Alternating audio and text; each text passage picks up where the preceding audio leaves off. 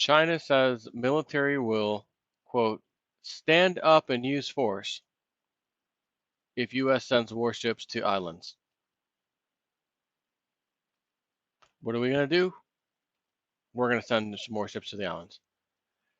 You know, it truly is amazing.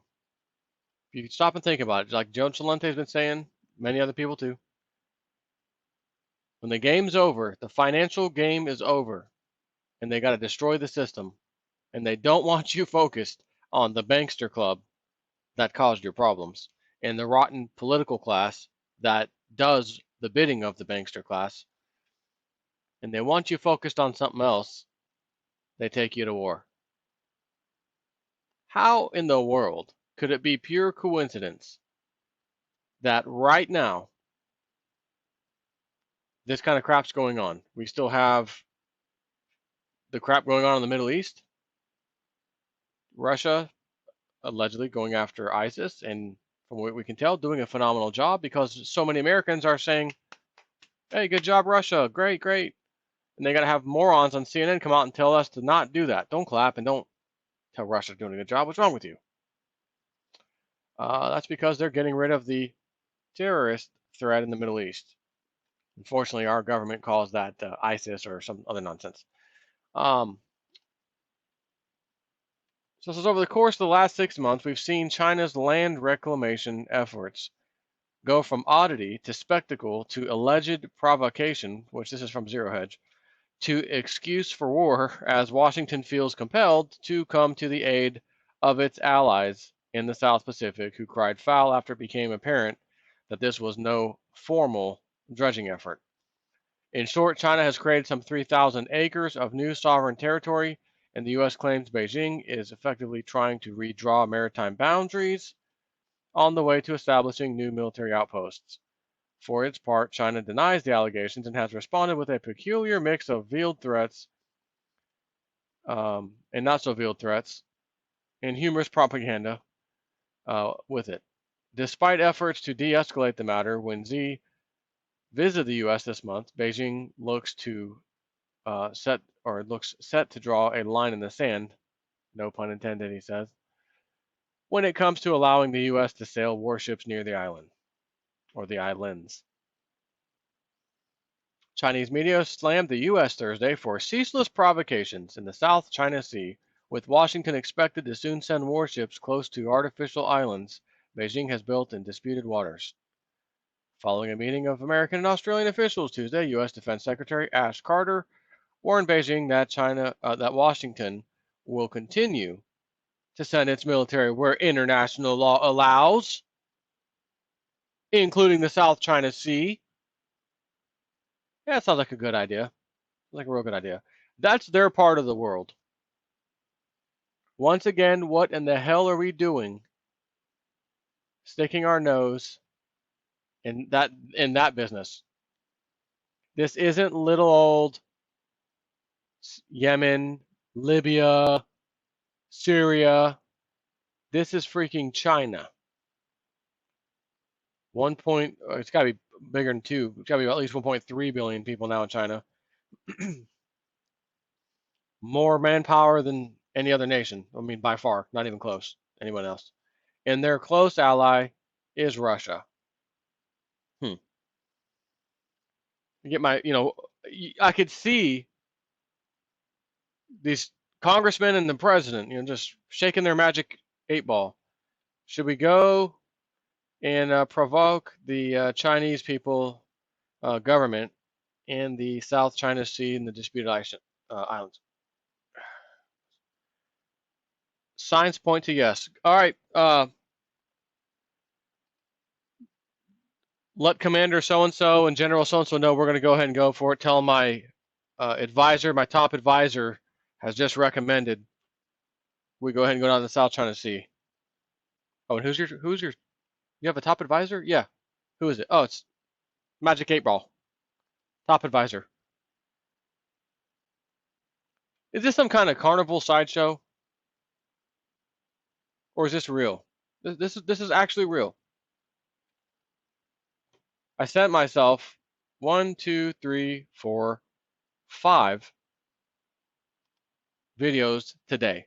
Joe, do video, do video, do video. I put the links and comments in my email to myself so that I can get home or whatever, or if it's the next day in the morning on the way to work, read what I want to read. I mean, what the hell are we doing? China is not going to stand there and let us get close. Now, of course, Mr. Ash, what's his name? Ash Carter? What's this bozo? I mean, they switched out these freaking people in our government so fast. I don't even. Oh yeah, Ash Carter. Who the hell's that? When did U.S. Defense Secretary? When the hell did he get in power? What happened to the last guy or girl, and the guy before her and him and that? What the? These aren't small positions. This isn't like some one of the 400 and something whatever congressmen. This is a very high level position, extremely important position. Who in the hell wouldn't want to be taking that job on to say, you know what, I'm gonna be in the freaking history books. My name will be in the history books forever in regards to this country. And how many of those rotten bastards, maybe they're not rotten. Maybe that's why they're stepping down, because they know where this is going, and they're saying, I don't want to be in charge of that. No, I see where this president's taking us. No, I'll take the job for a little while, but as soon as I see anything I don't like, I'm out of here. That one drops, that one drops, that one drops, that one. How many people have dropped out of the Obama administration over the years? I'm going to venture and say more than any other president. I'm going to venture and say that without actually checking my facts. And if by chance it's not the most have left under this presidency, it's got to be a close second. Got to be a second. Ain't no way some other administration has lost this many people in high-level, cabinet members, and even again like this, U.S. Defense Secretary. These people are jumping ship left and right. I think they do have a conscience, some of them, and say, you know what, I like to be a part of the club or the minions of the club members, and I like my fancy salary and nice things that I get and all this power, but I'm not a freaking moron. Y'all can have this. When I see, nope, getting too close, I'm out. And then this one drops out, and then that one drops out, and a little reshuffling of the cabinet, and what was the old guy, Jay Carney, or the other guy now took over, the White House spokesperson, press secretary. That poor guy before the one we have now, you could see it in his face every time he had to go out and say something as the White House press secretary. You could see it in his face like, oh, I'm going to have to go out here and lie again. Okay, here, let me psych myself up. He's like he's going on stage. He's got his own hype man. Before he goes out live, he's all beat up, oh, God, I can't do it. And he's got his hype man come on, you got this, man. You're the man, dude. Yeah. All right, okay. All right, I'm ready. Put me on, coach. Put me on, coach. Then he gets out there. Then he sees a script he's got to read. Oh, no wonder why you were hyping me. I can't say that. This is so stupid. I can't. They're gonna eat me alive, even though these softball questions are preloaded. I can't answer that like this. I can't. The poor guy had enough. All you had to do was go out there and repeat what someone else told you to say. Everybody knows that. You're just a spokesperson. But it was so difficult, he couldn't take it anymore. I got to get the hell out of this. I'm lying so bad that I'm going to rot in hell if I continue. It's probably what he thought to himself. I am out. Obama, it was nice knowing you. I'm gone. Let the next person take over. And let's see how long this moron can last until he can't take anymore. And he'll be replaced by some other press secretary. It's just incredible. But why are we down here? Why are we saying we're going to send them down there? For what? The islands are already there. They done made them. I mean, they done built them up. There ain't nothing you are going to do, America, to stop the Chinese. So now we're going to have to see who blinks first. Are the Chinese going to do anything if they are, just outside of the 12-mile, zone of international, buffer or whatever, buffer zone? Or are we going to accidentally, which we're notorious for doing, just like we did in Iran many times, we send a plane or a ship or a peace vessel of some sort into their inside their boundary. They respond, hey, they captured one of our boats. Oh, what's wrong with that? Oh, hold on, you were way inside their territory. I mean, no, oh, yeah, but this is America. We're allowed to do that. We go where we want, do what we want.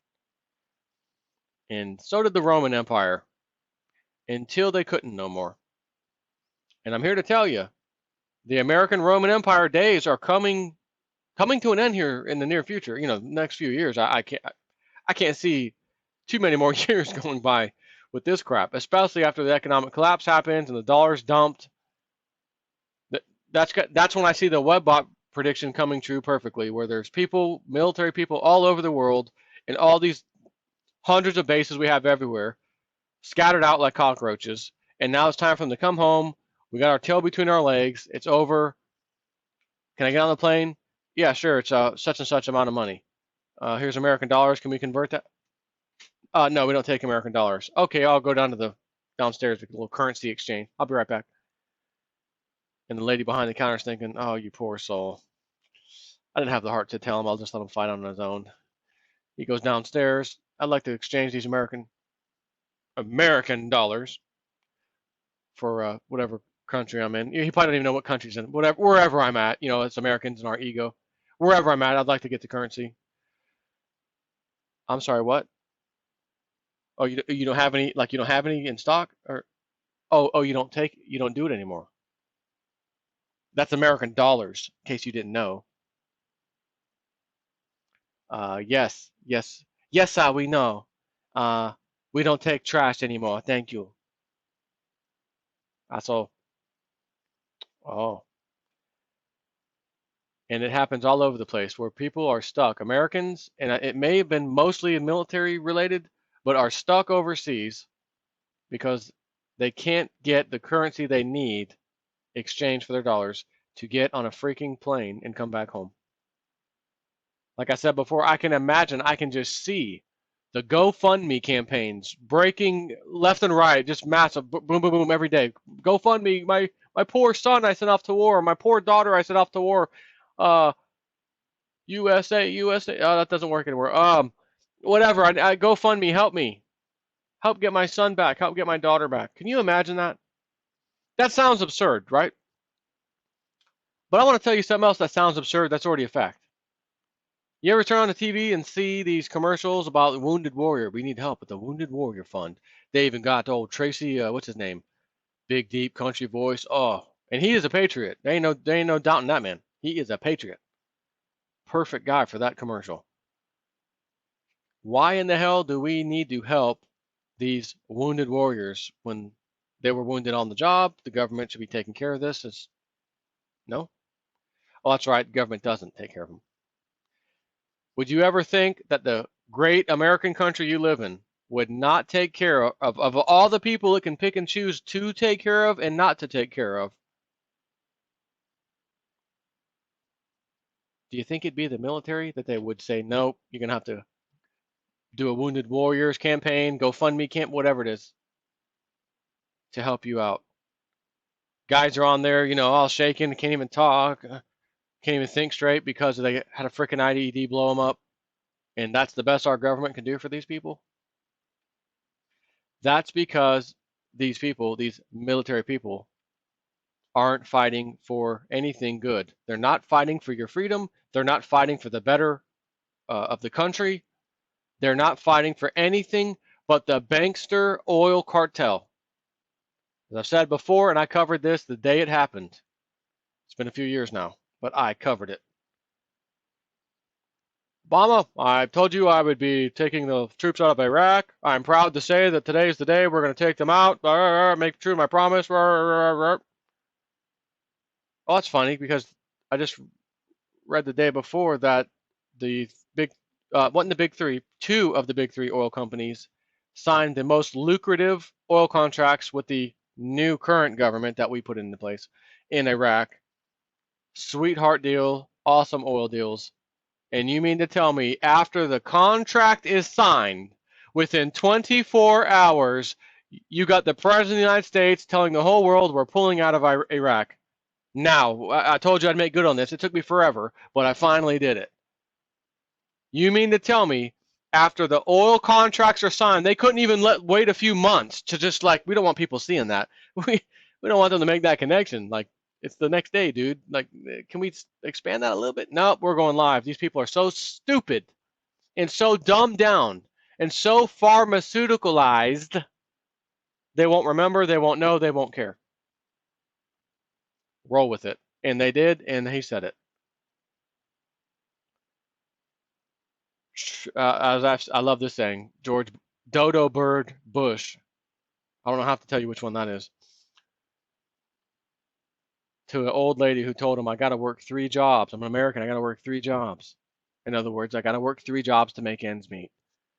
His response, truly American. Truly American. Like, you know what? Americans work hard. If we need 2 jobs, we get 2 jobs. If we need 3 jobs, we get 3 jobs. Truly American. That's what he was. That was his response to her.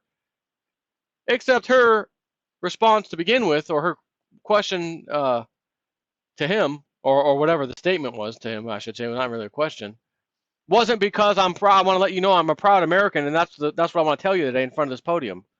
I'm a proud American. I work 3 jobs. No, Dodo Bird Bush.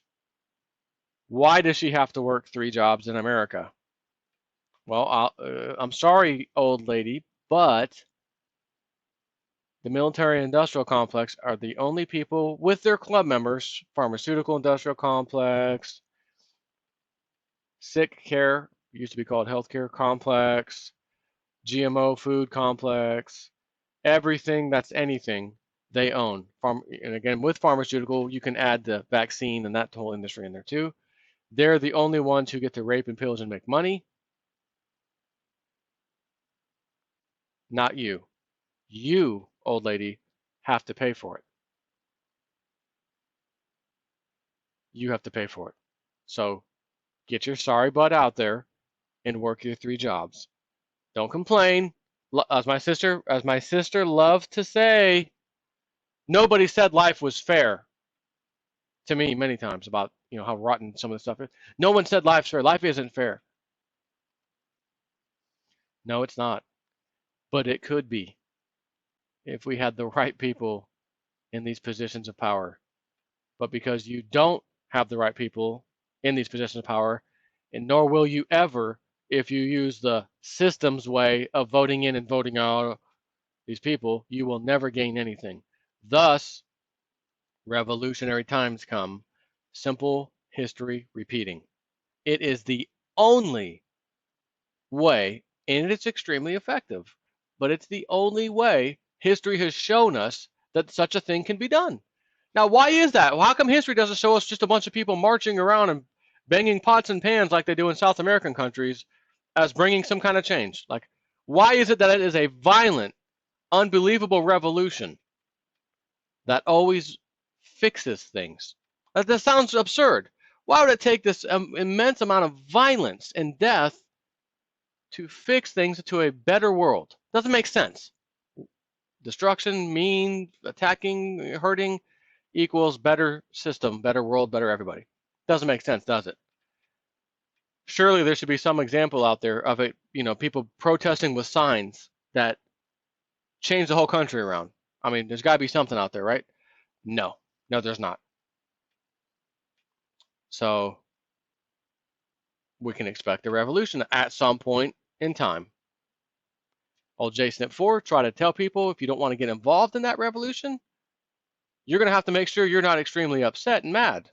Because if you're extremely upset and mad, you're going to get involved in that revolution because you're going to be pissed off. So to pull you away from that, get your precious metals. That's one of the biggest things you could get, because the thing that's going to piss you off the most is retirement's being destroyed. So if you can offset that by getting precious metals, and when they explode, you'll actually be kind of happy, even though you'll still be pissed off at what the hell the government's been doing. You may not be pissed off enough to want to join in on that. And you may say, I get to sit back in peace in my own house and watch some JSNIP4 videos. And me, I'll be saying, since I am JSNIP4, I get to do the videos, and I'm not going to be out there revolting in the streets and, creating an army. Or nope, don't need to. Let the sheep create their own army. Let the sheep get angry for once and do something about it. The same sheep who told all of us to shut the hell up. We're tired of hearing you talking about this crap. Say something nice, be positive, think good thoughts. It's absurd. I'm done talking.